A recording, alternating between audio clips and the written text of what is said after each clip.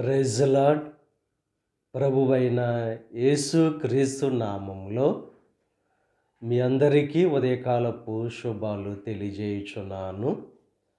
ఈరోజు దేవుడు మనకు అనుగ్రహిస్తున్న అతి శ్రేష్టమైన వాగ్దానము ద్వితీయోపదేశకాండము 5వ అధ్యాయము 10వ వచనాన్ని చదువుకుందాము.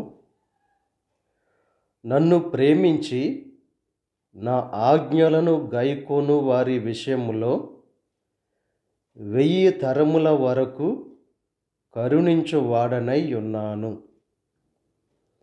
దేవుడు శ్రేష్టమైన వాగ్దానం ఈరోజు మనకు అనుగ్రహిస్తున్నారు.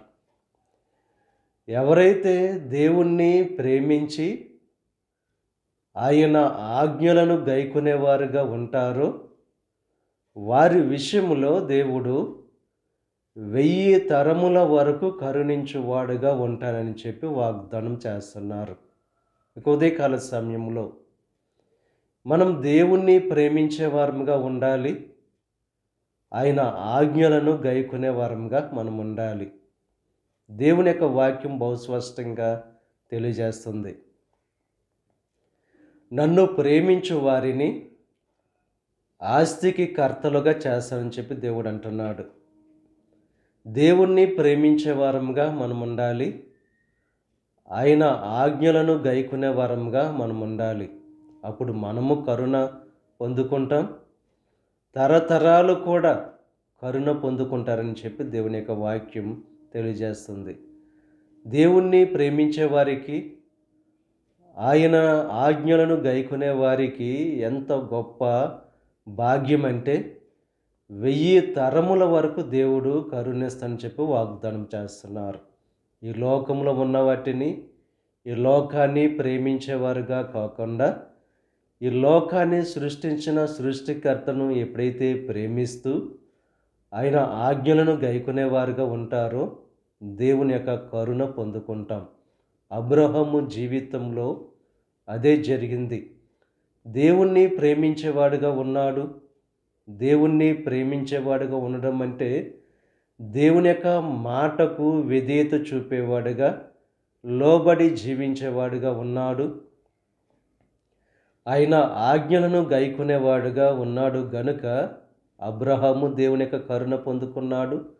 తన యొక్క తరతరాలు కూడా ఆ కరుణ పొందుకునే భాగ్యాన్ని అందించాడు.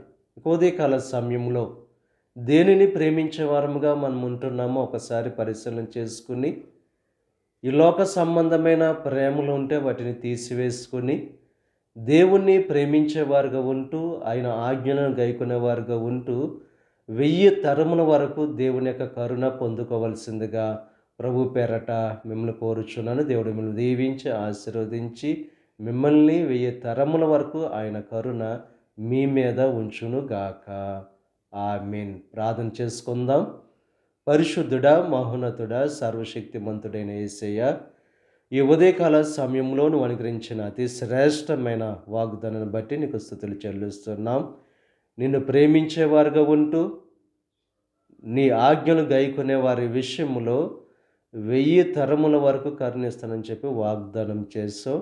ఇక వాగ్దానం యొక్క ఫలాన్ని ప్రతి ఒక్కరూ పొందుకునే భాగ్యాన్ని కలుగు చేయండి. ఈరోజు ఈ ప్రార్థనలో ఏకీభవిస్తున్న ప్రతి ఒక్కరిని దీవించండి, ఆశీర్వదించండి. ఈరోజు తలపెట్టిన ప్రతి కార్యాన్ని సఫలం చేయండి. వారి రాకపోకల్లో నీకు సహాయం అనుగ్రహించండి.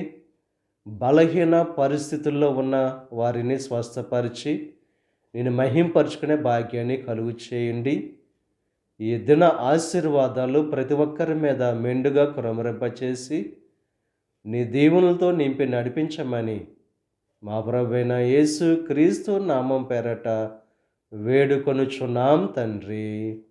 ఆమేన్.